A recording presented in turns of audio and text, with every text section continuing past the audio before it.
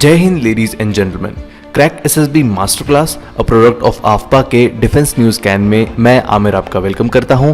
इस एडिशन में हम 19 मई 2020 के डिफेंस न्यूज स्कैन करेंगे।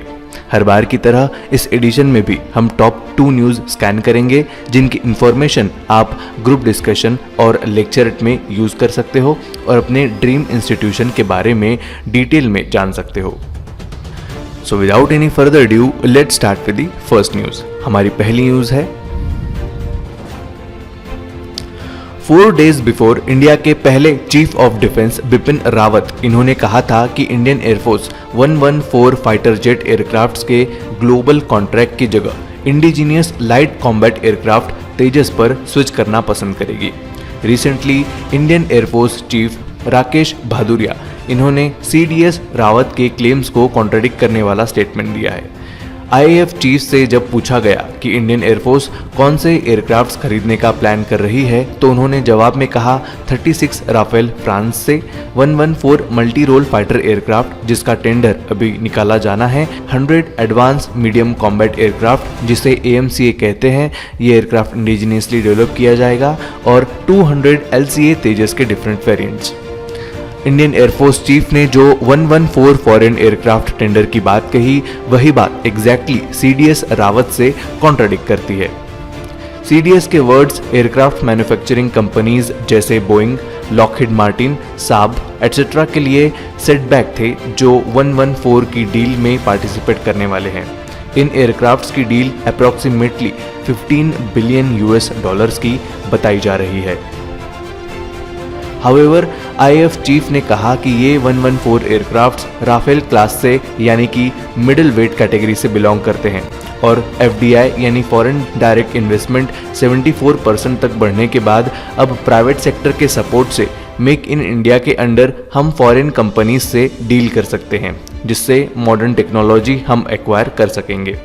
इन टर्म्स ऑफ कैपेबिलिटी और technology, another generation fighter aircraft हमारी फ्लीट में इंक्लूड करना बहुत इंपॉर्टेंट है।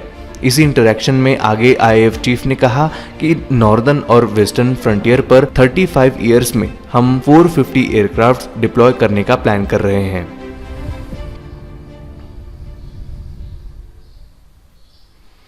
नेक्स्ट न्यूज पर बढ़ने से पहले मैं आपको AFPA crack SSB master class telegram channel से अवेयर कराता हूं। ये एक ऑनलाइन इंटरेक्शन प्लेटफॉर्म है जहां आप एक्स एसएसबी एसेसर से अपनी क्वेरी, अपने क्वेश्चंस पूछ सकते हो, जिसका आंसर आपको AFPA crack SSB master class assessors video के थ्रू देंगे। इस चैनल का नाम है AFPA crack SSB master class. इस चैनल की लिंक मैंने डिस्क्रिप्शन में प्रोवाइड कर दी है, जिस पर क्लिक करके आप इस चैनल का हिस्सा बन सकते हैं। अब चलते हैं नेक्स्ट न्यूज पर। इंडियन नेवी ने 7th लैंडिंग क्राफ्ट यूटिलिटी यानी LCU L57 पोर्ट ब्लेयर में कमीशन कर ली है। पोर्ट ब्लेयर इंडिया की only tri service theatre command Andaman and Nicobar का हेडक्वार्टर है। इस LCU को garden rich ship builders limited ने मैन्युफैक्चर किया है और कमीशनिंग की है लेफ्टिनेंट जनरल PS राजेश्वर ने। LCU ट्रूप्स और इक्विपमेंट को एक जगह से दूसरे जगह ट्रांसपोर्ट करने यूज किया जाता है। इंडिया के कॉन्टेक्स्ट में बात करें तो फिलहाल इंडिया के पास मार्क 4 क्लास 7 LCUs है और एक का कंस्ट्रक्शन ऑनगोइंग है। इससे पहले इंडिया कुंभीर क्लास LCU, जिसे मार्क 3 क्लास भी कहते हैं, यूज करता था। ऑपरेशन पवन के time mark 3 class vessel use किए गए थे। इन 7 LCUs के आने से मार्क 3 LCUs डीकमीशन कर दिए गए हैं। LCU की बात करें तो ये mainly amphibious operations, patrolling, disaster relief operation etcetera के लिए यूज किए जाते हैं।